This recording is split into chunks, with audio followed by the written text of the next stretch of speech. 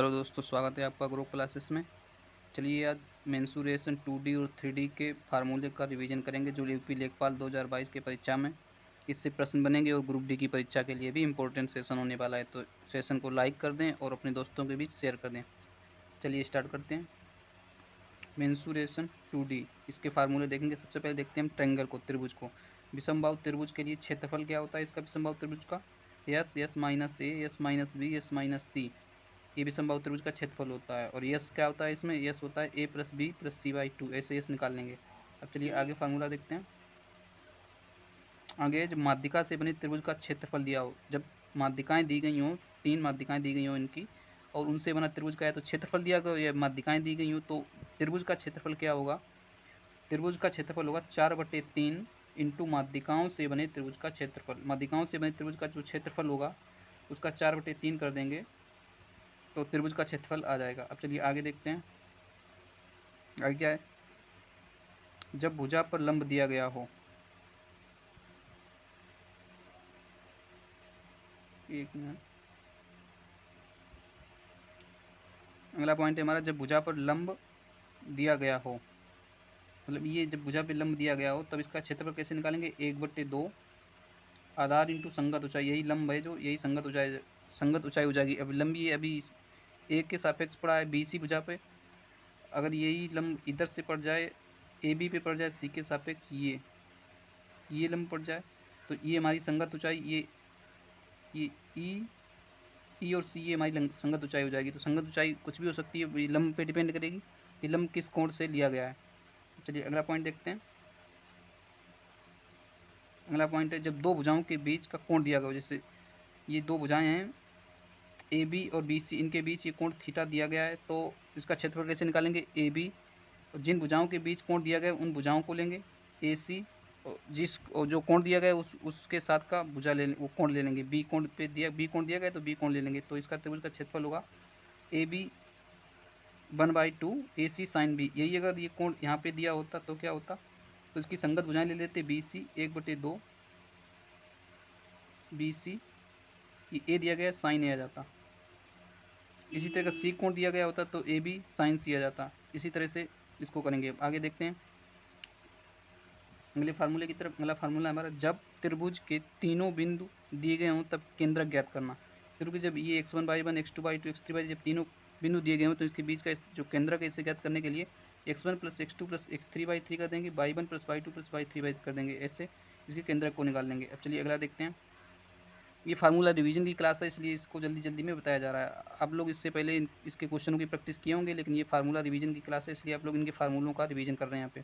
अब देखते हैं अगला त्रिभुज है हमारा समबाहु त्रिभुज। समबाहु त्रिभुज का मतलब तीनों भुजाएं समान हो, ए तीनों भुजाएं हैं तो इसका परिमाप क्या होगा, 3a। इसका क्षेत्रफल क्या होगा, √3/4 इंटू A²। इसका ये हाइट है, ये वाली हाइट, ये हाइट क्या होगी, √3a/2। अब कभी कभी त्रिभुज में दे देते हैं कि समबाहु त्रिभुज की ऊंचाई इतने सेंटीमीटर है, ऊंचाई 10 सेंटीमीटर है तो उसकी भुजा ज्ञात करिए। तो उस भुजा ज्ञात करने का फार्मूला ये है, A = 2h/√3। इंपॉर्टेंट फार्मूला है, इसे आप लोग याद करके जाएंगे कॉपी में। अगला देखते हैं इसकी परित्रिज्या। जब ये त्रिभुज दिया गया समबाहु त्रिभुज, इसके चारों तरफ एक इन कोणों को छूता हुआ, ये जब वृत्त खींचा जाता है तो इसकी ये परित्रिज्या जो होती है, ये कैपिटल R, ये होती है A/√3। और इसके अंदर जब त्रिभुज खींचा जाता, त्रिभुज के जब अंदर कोई वृत्त खींचा जाता है ये, तब इसमें होती है स्मॉल r। तो स्मॉल r होती है A/2√3, ये स्मॉल r होती है। अब इसे याद कैसे करेंगे, तो कैपिटल R होती है A/√3, मतलब R बड़ी होनी चाहिए। जब बाहर से लेंगे तो और जब अंतः त्रिज्या लेंगे छोटी r, तब इसके बटे जब अंश में कुछ वजन ज़्यादा किया जाता है, अंश में किसी का गुणा किया जाता है तो हर में जब किसी का गुणा किया जाता है तो अंश अपने आप से छोटा हो जाता है। इसलिए अंश में, इसमें हर में 2 का गुणा किया गया तो अंश छोटा, इसलिए छोटी त्रिज्या है। और जब कभी दिया जाता है कि त्रिज्या दे देगा, कोई कैपिटल R दे देगा और पूछ लेगा उस त्रिभुज का, उस वृत्त का क्षेत्रफल क्या है, तो वृत्त के क्षेत्रफल का लिए फार्मूला लगा देंगे πa²/3। अब देखते हैं आगे। अगला हमारा त्रिभुज है समकोण त्रिभुज। समकोण त्रिभुज की फिर में क्या होती है, a² + b² = c², समकोण त्रिभुज। और c जहाँ पे, इसमें c सबसे बड़ी भुजा होती है। इसमें महत्वपूर्ण ट्रिपलेट देख लेते हैं। समकोण त्रिभुज सबसे इंपॉर्टेंट है ये ट्रिपलेट ही।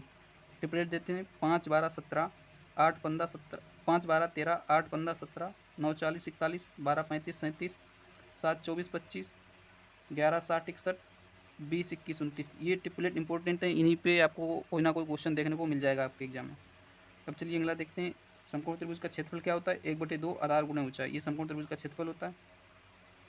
अब अगला देखते हैं, समकोण त्रिभुज की भुजा, ये जो कर्ड है इस पर कभी कभी क्वेश्चन पूछ लेता है कि इस पर सबसे बड़ी भुजा पे बना वर्ग का क्षेत्रफल, बना वर्ग का भुजा क्या होगी? तो इस बने वर्ग की, समकोण त्रिभुज के कर्ड पर बने वर्ग की भुजा होती है x बराबर ABC/A² + B² + AB। अब देखते हैं अगला त्रिभुज। अगला त्रिभुज है हमारा समद्विबाहु त्रिभुज, इसमें दो भुजाएं समान होंगी और तीसरी भुजा अलग होगी। तो इसमें देखते हैं, ये हाइट है, इसकी हाइट का फार्मूला क्या होता है? A² - B²/4। हाइट का फार्मूला होता है A² - B²/4। इसमें भी समकोण त्रिभुज की तरह से सॉल्व कर लेंगे, इसे लंब मान लेंगे। एक ये भुजा ए हो गई, ये वाली भुजा, ये पूरी भुजा अगर बी है तो इतनी भुजा हो जाएगी B/2। इससे ही निकाल लेंगे, ट्रिपलेट लगा के इसमें निकाल लेंगे समकोण त्रिभुज वाला फार्मूला लगा के। A² + B² बराबर C² करके इसे निकालेंगे तो H बराबर आएगा A² - B²/4। आप इसे सीधे सीधे याद रखें, एग्जाम में इतना टाइम नहीं है, वहाँ पे आपको डेरिवेशन बताया जाए, आप लोग सीधे सीधे याद रखेंगे। अब समद्विबाहु त्रिभुज का क्षेत्रफल क्या होता है? तो किसी भी त्रिभुज का क्षेत्रफल होता है 1/2 आधार इंटू ऊंचाई। तो इसमें आधार b दिया गया है और ऊंचाई भी आपको बताइए A² - B²/4। तो इसका त्रिभुज का क्षेत्रफल आ जाएगा 1/2 B√A² - B²/4। और समद्विबाहु त्रिभुज का परिमाप क्या होता है? दो भुजाएं बराबर हैं तो 2a, एक भुजा अलग है तो +b, तीनों भुजाओं का योग होता है किसी भी त्रिभुज का परिमाप। अब देखते हैं, कभी कभी षष्ठभुज का पूछ लेता है, तो इसमें समषष्ठभुज मतलब उसकी 6 भुजाएं बराबर, जो अभी समबाहु त्रिभुज दिया था उसमें 3 भुजाएं बराबर थी, तो उसका फार्मूला ये था √3a²/4। इसमें समषष्ठभुज षष्ठभुज है तो इसमें 6 का गुणा कर देंगे तो हमारा समषष्ठभुज का फार्मूला बन जाएगा 6√3a²/4। अब चलिए अगला देखते हैं, आयत। आयत, आयत को पहचान के आयत की आमने सामने की इसकी भुजाएं बराबर होंगी, प्रत्येक कोण 90 अंश का होगा। इसके प्रत्येक विकर्ण जो है, ये विकर्ण हैं, ये विकर्ण दोनों आपस में बराबर होंगे। अब इसका क्षेत्रफल देखते हैं। आयत का क्षेत्रफल होता है लंबाई गुणे चौड़ाई, और इसका आयत का परिमाप क्या होता है? इसमें आयत में, ये आयत है हमारा, ये लंबाई हो गई, ये चौड़ाई हो गई और ये लंबाई हो गई, तो ये लंबाई हो गई, तो दो दो लंबाइयाँ होती हैं और ये दो चौड़ाइयाँ होती हैं, इसलिए 2l + b ये आयत का परिमाप होता है। चारों भुजाओं का योग परिमाप होता है, तो इसमें चारों भुजाओं का ये दिया गया है 2l + b। इसका विकर्ण के, ये विकर्ण है, ये विकर्ण क्या होता है? √, जब ये l है ये b है तो ये क्या हो जाएगा? √l² + b को समकोण त्रिभुज के फार्मूले से इसे निकाल लेंगे। अब इसमें दिया जाता है, कभी कभी पूछ लेता है आपसे कि समकोण, कोई आयत दिया गया है उसमें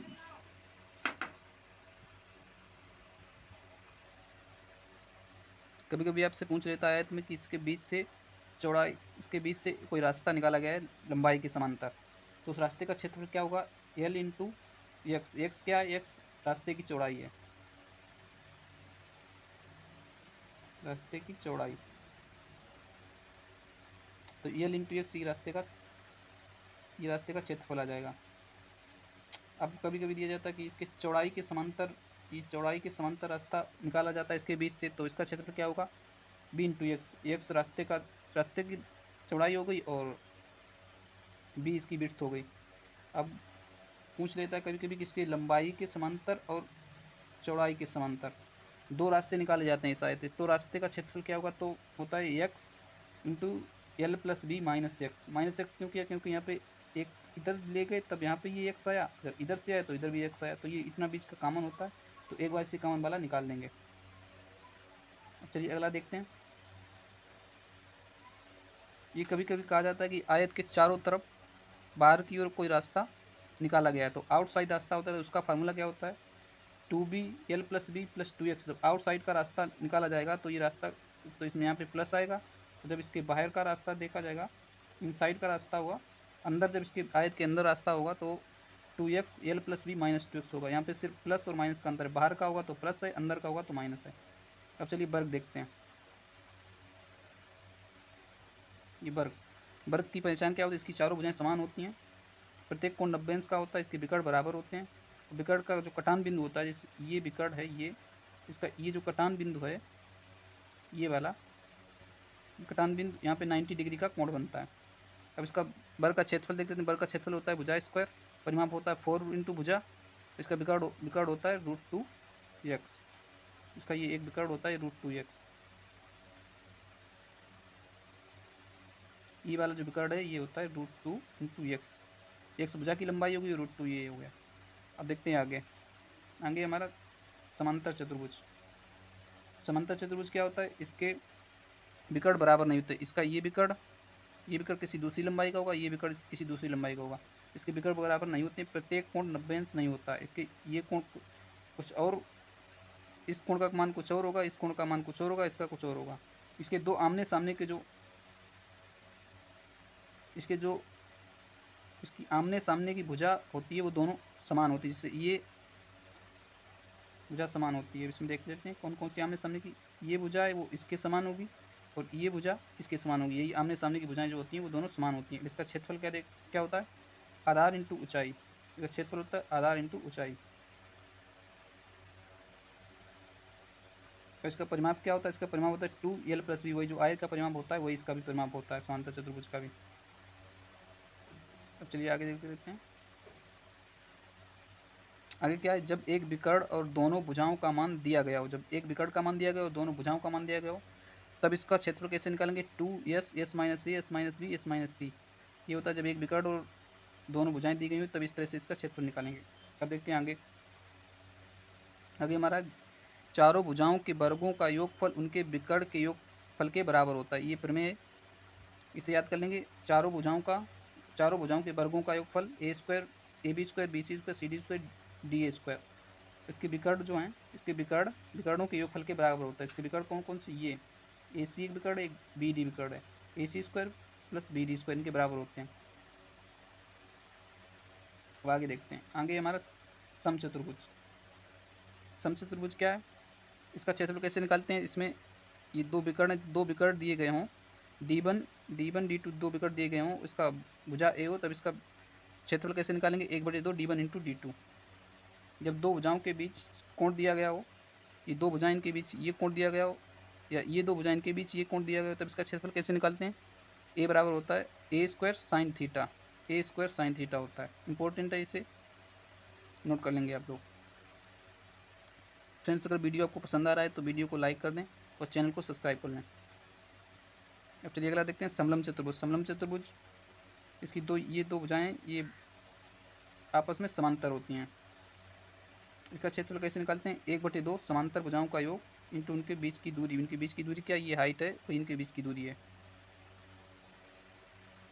अब देखते हैं षष्ठभुज। षष्ठभुज का क्षेत्रफल क्या होता है, a बराबर होता है n/4 a² cos 180/n। यहाँ पे n जितने भी त्रिभुज का मान रखते जाएंगे, 3 रख देंगे त्रिभुज का आ जाएगा, 4 रख देंगे चतुर्भुज का आ जाएगा, 5 रख देंगे पंचभुज का आ जाएगा। यहाँ पे 8 रख के दिखाया गया, अष्टभुज का क्षेत्रफल दिखाया गया है। a बराबर होता है 2a² cot 22। ये 8 रख के यहाँ पे दिखाया गया है। और यहाँ पे आप 3 रख के एक बार चेक कर सकते हैं, 3/4 a² cot 180/3 रखेंगे, यहाँ 60 आएगा, cot 60 का मान निकाल लेंगे और इस तरह से आप इसे सॉल्व कर लेंगे। अब चलिए आगे देखते हैं। अब 3D के फार्मूले देख लेते हैं। मेंसुरेशन 3D के फार्मूले क्या हैं ये देखते हैं। सबसे पहला हमारा है घनाभ आकृति। घनाभ का पृष्ठ क्षेत्रफल, पार्श्व पृष्ठ क्षेत्रफल, लेटरल सरफेस एरिया क्या होता है, 2LH + 2BH होता है। अब इसका संपूर्ण क्षेत्रफल क्या होता है घनाभ का, टोटल सरफेस एरिया क्या होता है, 2LB 2LH 2BH। इसका विकर्ण क्या होता है, √L² B² H²। ये इंपॉर्टेंट है, इसे आप लोग याद करेंगे। कभी कभी आपसे बोला जाएगा कि इतनी लंबाई, इतनी चौड़ाई, इतनी ऊंचाई का एक घनाभ है, उसमें सबसे लंबी छड़ रखी जाएगी, तो उसकी सबसे लंबी छड़ की लंबाई क्या होगी, तब आप लोग उसके विकर्ण से निकालेंगे, √L² + B² + H² करके। घनाभ में 8 शीर्ष होते हैं, 6 फलक होते हैं, इसके किनारे 12 होते हैं, और घनाभ का आयतन होता है L × B × H। अब चलिए आगे की आकृति, अगले की आकृति है घन। घन का पार्श्व पृष्ठ क्षेत्रफल क्या होता है, 4a² होता है। टोटल सरफेस एरिया इसका क्या होता है, संपूर्ण पृष्ठ क्षेत्रफल 6a² होता है। इसका आयतन क्या होता है, a³।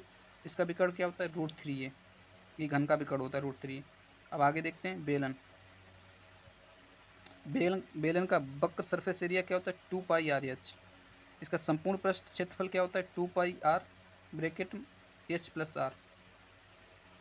इसका आयतन क्या होता है बेलन का, πr²h। ये बेलन का आयतन होता है। अब आगे देखते हैं शंकु। शंकु का कर्व सरफेस एरिया क्या होता है, πrl। पार्श्व पृष्ठीय क्षेत्रफल होता है πrl। टोटल सरफेस एरिया या संपूर्ण पृष्ठीय क्षेत्रफल क्या होता है, πr ब्रैकेट में एल प्लस आर। इसका शंकु का आयतन क्या होता है 1/3 पाई आर स्क्वायर एच, ये शंकु आयतन होता है। अब देख लेते हैं आगे, आगे की आकृति कौन सी है, आगे हमारी आकृति खोखला गोला। खोखले गोले का आयतन क्या होता है 2 पाई कैपिटल आर ये वाली हो गई इस भुजा से लंबाई, और स्मॉल आर हो गई इस छोटी भुजा से लंबाई ये वाली, ये स्मॉल आर हो गई, ये कैपिटल आर हो गई। तो इसका आयतन होता है 2 pi capital R square minus small r square into h, 2 pi r H.